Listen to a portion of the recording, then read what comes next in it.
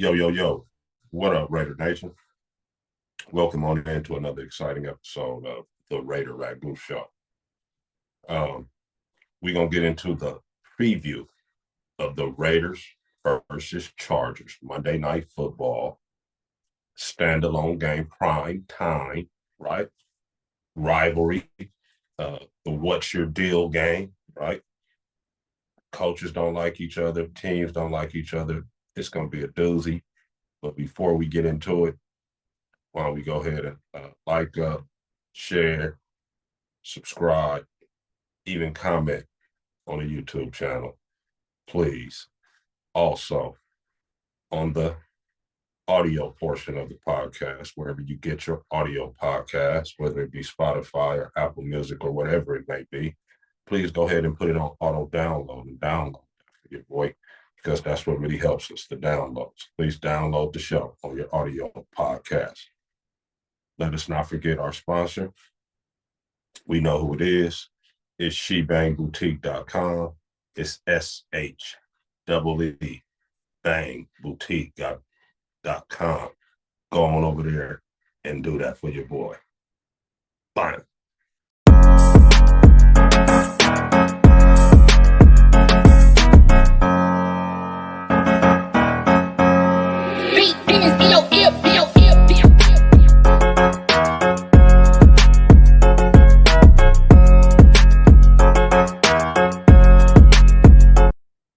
Now, here's what we got.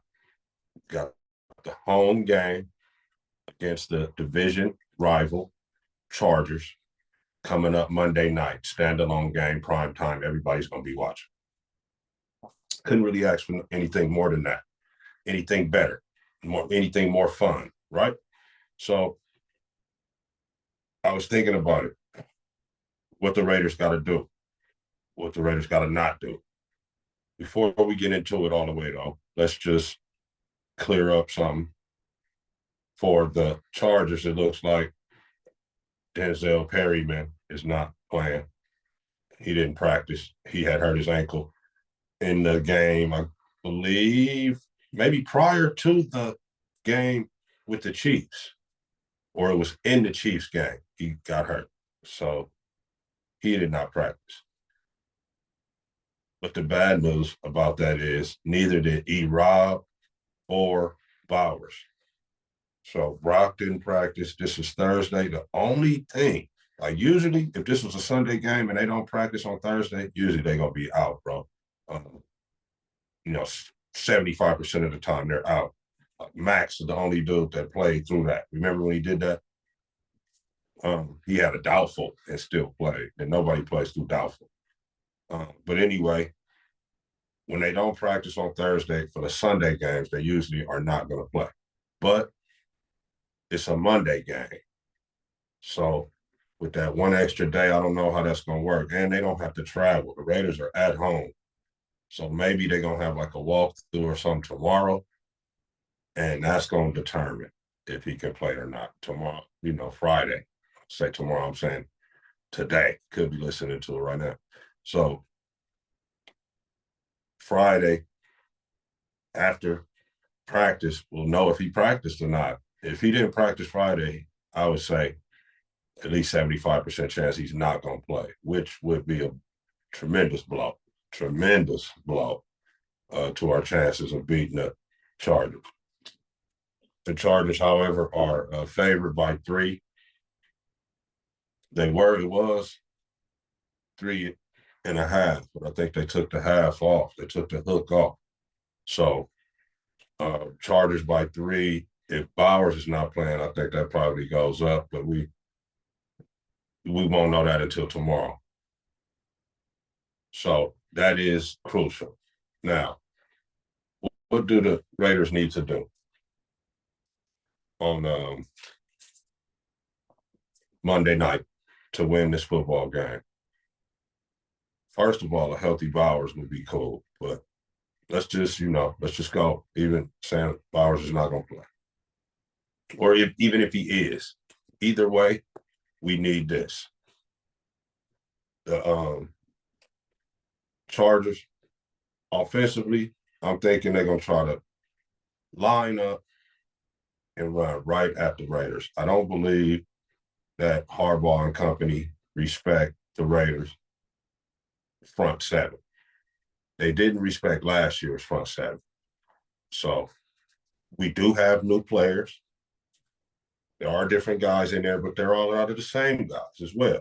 So I don't know if they respect that and are going to try to, circumvent the middle of our defense as far as the interior O line, D line, that matchup inside and there.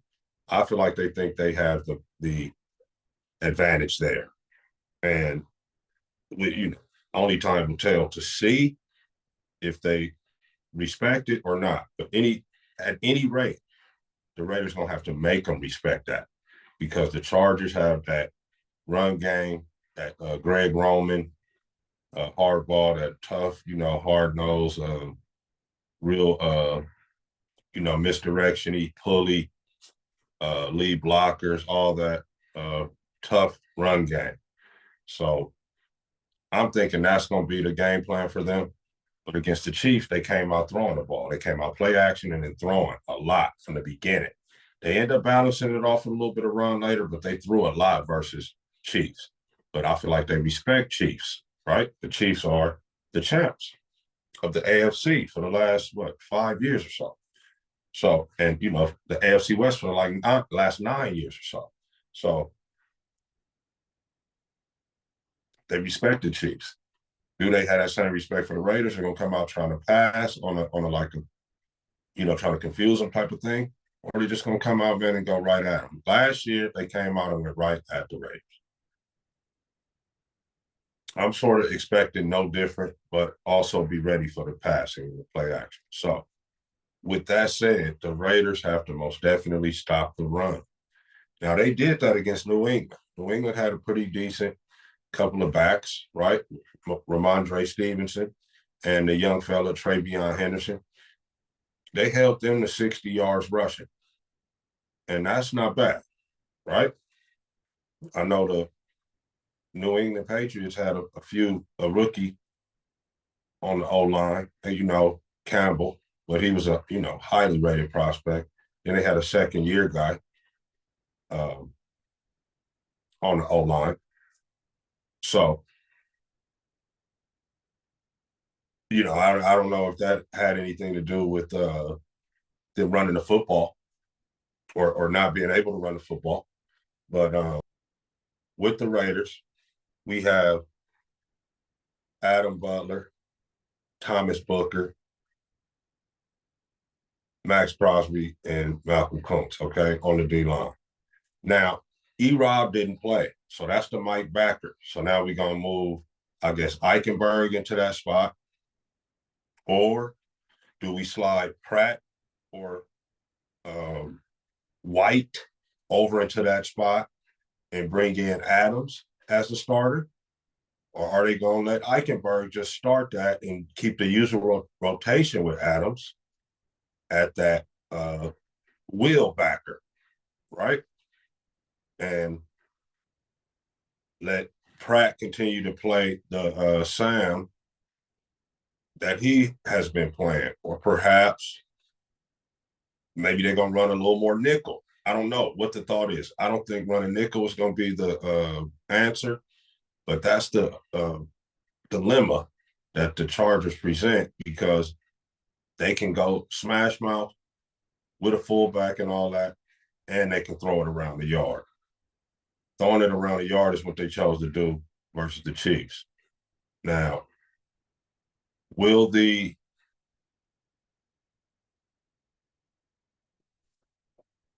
I don't know. Will the Chargers try that with the Raiders? I expect, my thought is, do they respect the DBs? So there's that. They might just be like, hey, we can throw on these guys because they might not respect our defensive backs. We'll have to see that, what the Chargers going to actually do, because they kind of came out and did both against the Chiefs, right? So I'm thinking definitely We have to stop the run first. Now, once we get that situated, if the run for them is not working, now we have to play some good tight defense, man. They got Keenan Allen back over there. Keenan Allen is a very savvy pass route runner, and he's going to present some problems. Lad McConkey is going to present some problems. You have to stay stuck to these guys. Herbert's got that cannon, but Herbert is also can be rattled. So it's going to be a tough ball game for our defense, man, because the Chargers did present a lot of problems for the Chiefs in their last game. The question is, are they going to spread it out and try to spread it around to the receivers? They got nice trio receivers in Johnson and Ladd, and then they got the guy back. So we don't know. We'll see, man. When the time comes, are they going to try to do a lot of dinking and dunking with Keenan Allen, let Keenan Allen eat and McConkey eat? Or are they going to come out and let the rookie Omarion Hampton, the other first round running back rookie that was selected in this past 2025 draft from North Carolina, Omarion Hampton, are they going to let him try to get loose against us? Either way, we have to make sure that the run don't happen. If the Raiders don't get the run secured early against the Chargers, it's going to be a long day. They're probably not going to be able to win that. So that's the utmost important. Then stay stuck to the receivers on the pass routes. Stay stuck to them. Watch play action. Play action is going to be more or less effective depending on what the run game is doing. So it's going to be a lot of play action. It's going to be some boot action. And one thing I do notice, Max can't be getting up the field too much and letting Herbert come out to his right. He's lethal when that happens. Max has got to do a good job of keeping him kind of bottled in right there on that side of the pocket. If he goes out to the other side, he's not as effective. When he comes out to his right, it's like, oh, baby. He can make all the throws. He can throw the thing 70 yards rolling out to the right. So that's what's the game plan, man. Defensively, stop and run, stay stuck to the receivers. Max don't get too far upfield on your rush, but still try to get after him. So Max is going to have a little bit of a tough game. He's going to have to really show his stuff, which he's capable of doing. What do the Raiders need to do on offense? It's kind of simple. It's what I just talked about, but in reverse. The Raiders got to be able to run the ball. With Denzel Perryman not going to be in there, he's a great run stopping linebacker. So that presents opportunities. We have the rookie running back, Ashton Denty. Last week, he only had 38 yards on 19 carries.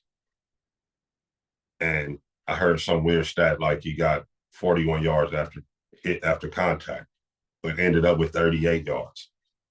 So run game's got to be better. Whether it be the back, got to slam it in there faster and more often, whatever it may be, that run game's got to be better.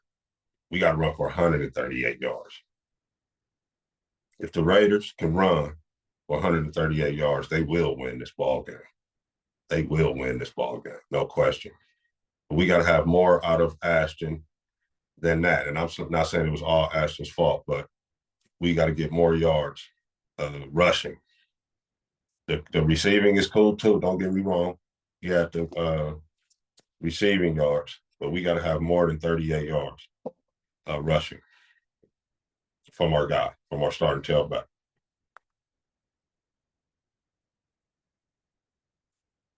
Um, so once the run game, we can establish that, then we can start to play action and get the ball downfield to Trey Tucker and Dante Thornton.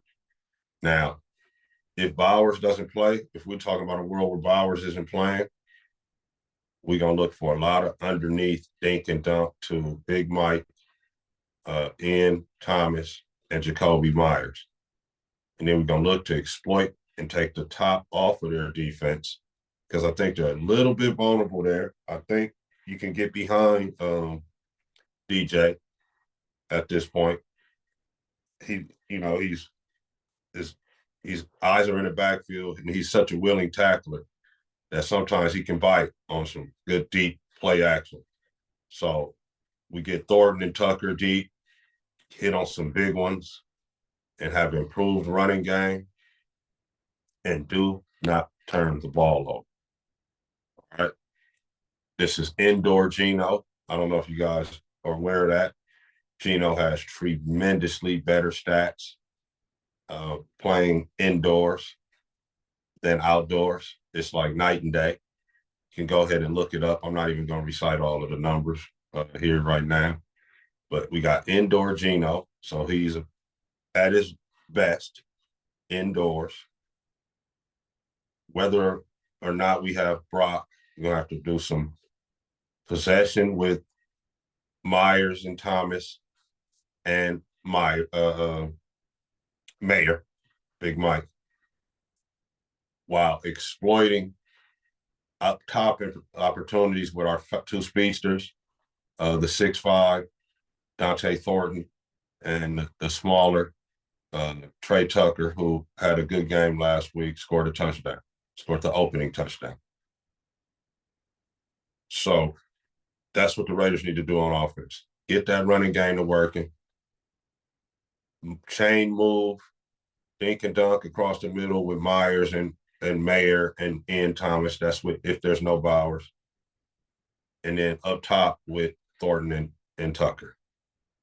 This is the rhythm we got to find and take care of the football, right? So we got to be running and we play action. We going deep. We taking care of the football. We moving the chains, right? Chip's got to find that rhythm and get it going against these guys because it can be done. Their defense isn't all that. I watched them play against the Chiefs, even though they shut the Chiefs out. But they're very, very familiar with that Chiefs program at this point. And they're not familiar with this Chip Kelly program. So we got a chance on Monday to, hit the ground rolling against these guys. And if Chip can get in a good rhythm, play calling wise, we can definitely hang with these dudes and then beat them.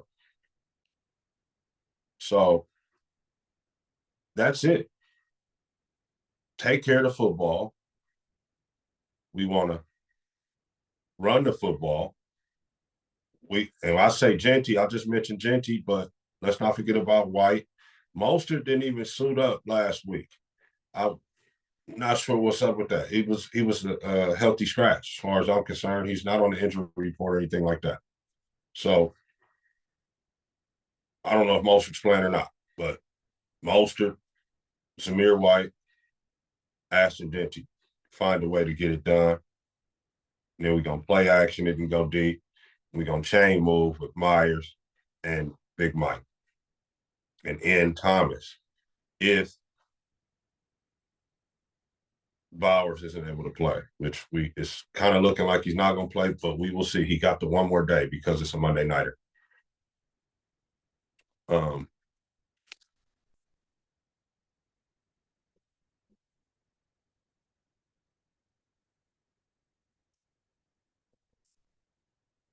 And on defense, stop that run because I don't think they respect the Raiders. I think they're going to try to run the football, but be stout in there versus the run. That's whether E-Rob plays or not. It's looking like he's not going to play. He's got a sprained elbow. I would almost definitely say he's not going to play. He'll be out unless he can put the little bionic elbow thing on, which he might. Dudes be wanting to be out there, man. They might, as long as he's not hurting the team. I'll support it, man, if you want to be out there.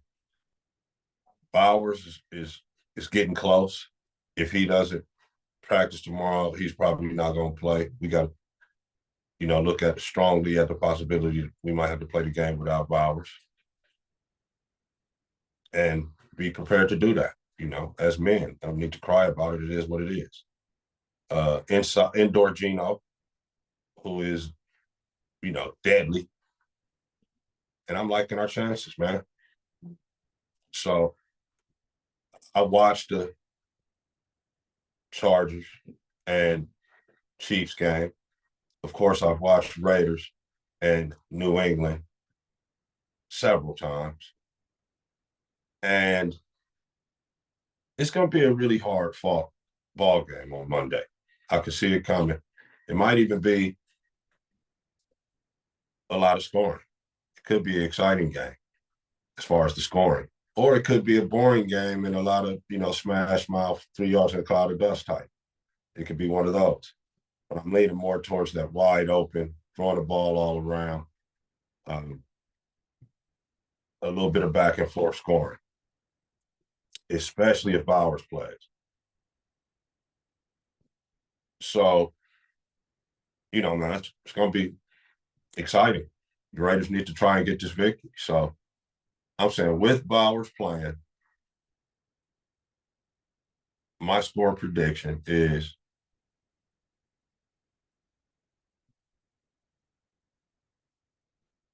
let's go